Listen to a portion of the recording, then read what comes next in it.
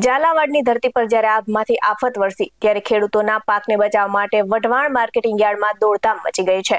તો જિલ્લામાં વાતાવરણમાં આવેલા અચાનક પલટાને લઈને વાવાઝોડાની સંભવિત આગાહીના પગલે ખેતીવાડી ક્ષેત્રે ચિંતાનો માહોલ છવાયો છે અને ખાસ કરીને વઢવાણ માર્કેટિંગ યાર્ડમાં ખેડૂતોની મહેનત પાણીમાં ન જાય તે માટે વહીવટીતંત્ર એક્શન મોડમાં આવ્યું છે.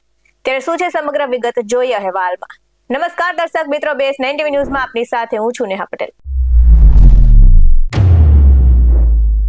સુરેન્દ્રનગરના વઢવાણ માર્કેટિંગ યાર્ડમાં હાલ હલચલ તેજ બની છે, પરંતુ આ હલચલ વેપારની નહીં પરંતુ સાવચેતીની છે. તો વાવાઝોડા અને વરસાદની આગાહીના પગલે યાર્ડના સત્તાધીશો દ્વારા ટેકાના ભાવે થતી તુવેરની ખરીદી તાત્કાલિક અસરથી બંધ કરી દેવામાં આવી છે અને ખેડૂતોના તૈયાર પાક પલળી ન જાય તે હેતુથી આ નિર્ણય લેવાયો છે. તો યાર્ડમાં લાવવામાં આવેલા ઘઉંની ખરીદીને પણ તાત્કાલિક ખુલ્લા મેદાનમાંથી હટાવી સલામત શેડમાં ખસેડવામાં આવ્યા છે અને માર્કેટ યાર્ડમાં માલ લઈને આવતા ખેડૂતોને પોતાની જણસ વ્યવસ્થિત ઢાંકીને રાખવા અને માત્ર જરૂરિયાત મુજબનો જ જથ્થો લાવવા સૂચનો આપવામાં આવ્યા છે. તો શાકભાજી બગડે નહીં તે માટે વેપારીઓને ખુલ્લામાં વેપાર કરવાને બદલે શેડનો ઉપયોગ કરવા જણાવાયું છે. અગાઉ ટેકાના ભાવે ખરીદેલી તુવેરના જથ્થાને પણ સુરક્ષિત રીતે ગોડાઉનમાં ખસેડી દેવાયો છે, જેથી કોઈ નુકસાન ન થાય. તો આ સાથે જ વાવાઝોડાની આગાહી વચ્ચે શેડ ભરાઈ જતા ખુલ્લા આકાશ નીચે પડેલા જણસોને ઢાંકીને રાખવાની અપીલ કરાઈ છે. ત્યારે વઢવાણ માર્કેટિંગ યાર્ડના સેક્રેટરી શું કહી રહ્યા છે, સાંભળે તેમની પ્રતિક્રિયા. બજાર સમિતિ વઢવાણના સેક્રેટરી રાજુભાઈ ત્રિવેદી.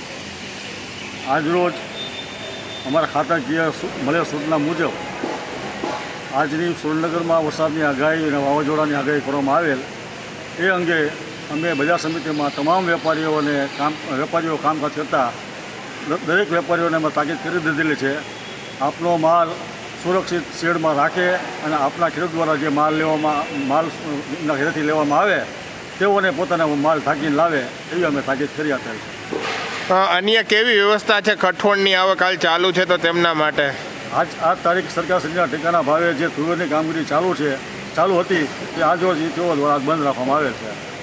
ઘઉંની આવક પણ ચાલુ છે તો શેડની કેવી વ્યવસ્થા? શેડની વ્યવસ્થા સરસ છે, વાંધો નથી કોઈ જાતનો. અને ઘઉં આવે છે ટૂંકમાં ખેડૂત લઈને પોતાના અને પોતે ઢાંકીને લઈને આવે છે, કોઈ ચિંતાનો કંઈ.